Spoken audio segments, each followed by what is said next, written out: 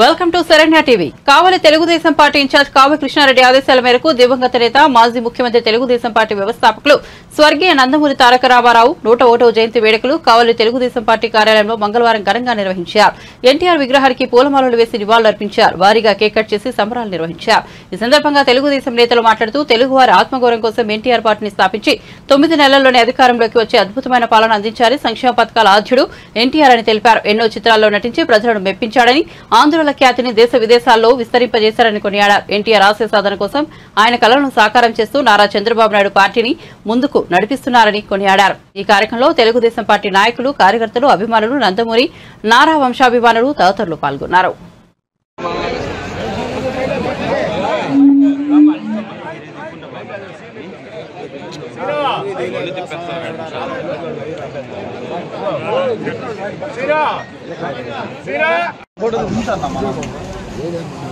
నాయకులు అభిమానులు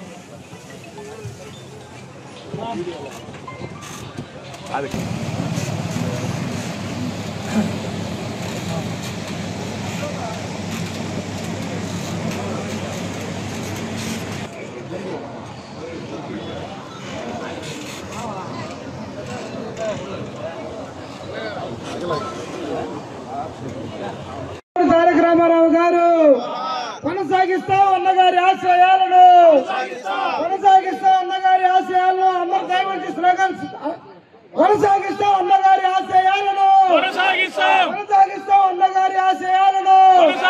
జోహార్ NTR, Amar high NTR, Amar high NTR, జోహార్ ఎన్టీఆర్.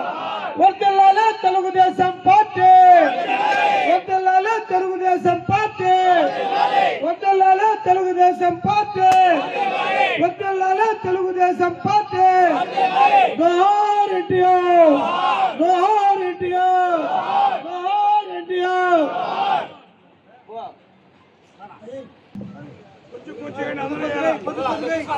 జోహార్ ఎన్టీఆర్, జోహార్ ఎన్టీఆర్, జోహార్ ఎన్టీఆర్.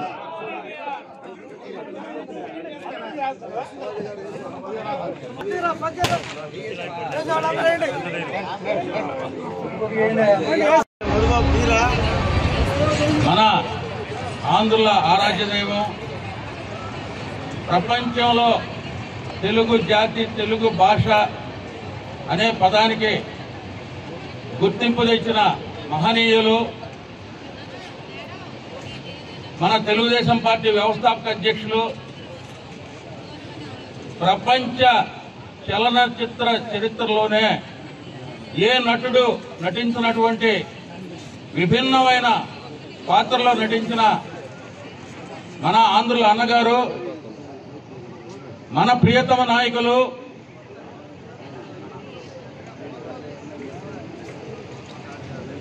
మన దైవం,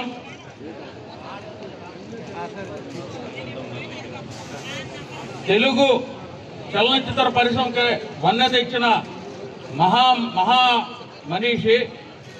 1వ జయంతి వేడుకలు ఈ రోజున కావలి నియోజకవర్గ తెలుగుదేశం పార్టీ కార్యాలయంలో మన ప్రియతమ నాయకులు దగ్గుమాటి వెంకటకృష్ణారెడ్డి గారి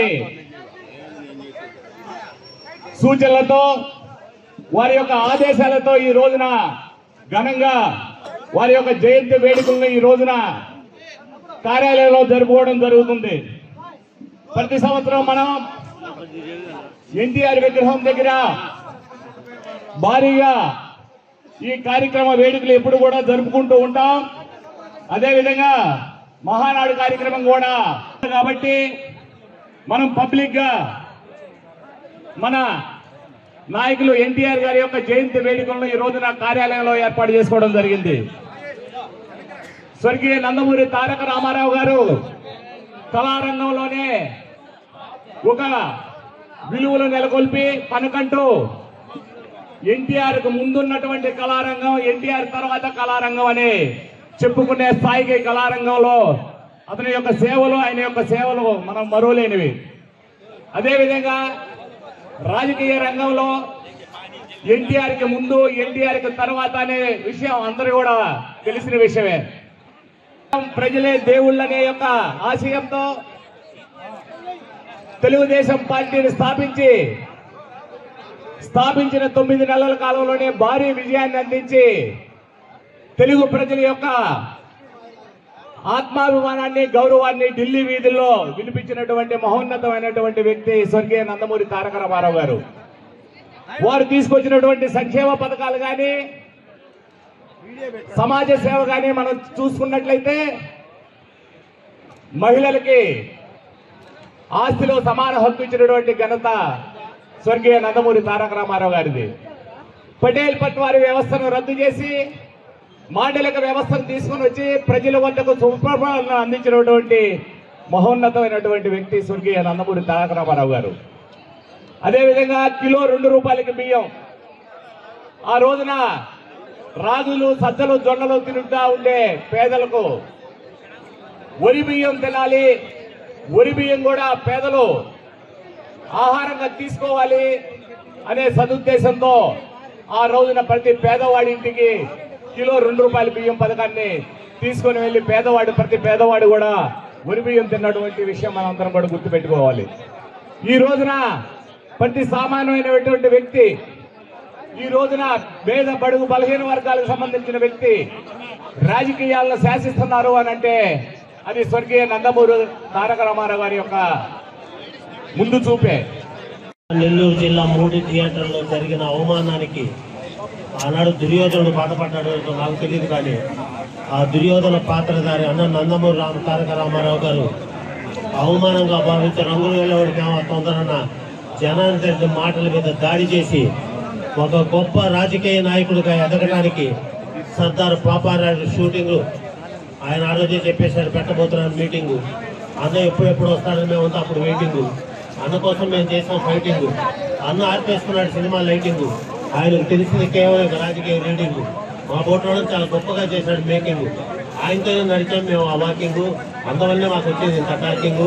అందుకే గర్వంగా వచ్చి మైకింగ్ చేసుకున్న టీకింగ్, జనానికి ఇవ్వగలిగిన స్పీకింగ్, సృష్టించాం ఒక షేకింగ్. అది అన్న యొక్క కింగ్. అంటే ఆ రామారావు గారి అడుగు జాడ మాకందరికి నీడ. 1970 నుంచి ఆయనతో కలిసి ఉండటం మా పూర్వజన్మ సుకృతం. నాకు జరిగింది ఒకే ఒక లోటు చేశాడు ఆయన. నన్ను ఏనాడు మణిగారని పిలవలేదు. మణిగారని పిలవ పంతులు గారు కవి గారు ఏనాడు మణిగారని పిలిచిన అదృష్టానికి నేను నోచుకోలేదు. వారు అంత గొప్పవారు, లేచి నిలబడి మాట్లాడేవారు. ఆయన అడుగుతాడు. ఆయన యొక్క నీడలో మనం అందరూ ఎదిగాం. మనందరం నాయకులైనా అంటే ఆయన తర్వాత వారసులు. మేము కొంచెం పక్క పోవాలని నిర్ణయించుకుంటాం. ఇంకా పక్క పార్టీలు కాదు, కొత్త తరానికి అవకాశం ఇవ్వాలి. కొత్త తరం కూడా మాట్లాడాలి, రావాలి. మన ప్రభుత్వం రాబోతుంది. మనం జాగ్రత్తగా ఉండి అందరినీ గౌరవించుకొని ఒకటే చెప్తున్నాం. రేపు మళ్ళా ఎన్నికైన వాళ్ళంతా మళ్ళా కంపింగులు చేశారనుకో ఇంకా మేము ఏమీ చేయలేము. ముఖ్యమంత్రిగా కాబోతున్న నారా చంద్రబాబు నాయుడు గారు బీజేపీ కాదు జనసేనతో కూడా బాగా స్నేహంగా ఉండి మళ్ళా ఇంకో 2 ఎన్నికలు కూడా మనమే గెలిచేటట్టుగా ప్లానింగ్ వేసుకోవాలి. అవకాశానికి ఈరోజు పొత్తు పెట్టుకొని అవకాశం తీరిపోయిన తర్వాత మేము ఇంకా భవిష్యత్తులో మనం మళ్ళా ముగ్గురు మన ఎన్డీఏ కూటమి. ఎన్డీఏ అంటే ఏంటో తెలుసా? నారా చంద్రబాబు నాయుడికి ధైర్యాన్ని చెప్పి అందరూ అండగా ఉన్నటువంటిదే ఎన్డీఏ పార్టీ. మోదీ అంటే తెలుసా? ఎం అంటే మీరందరూ, ఓ అంటే ఓటుని, డి అంటే దేశం పార్టీకి, ఐ అంటే ఇవ్వండి అని చెప్పినటువంటి వాడు. పవన్ కళ్యాణ్ అంటే తెలుసా?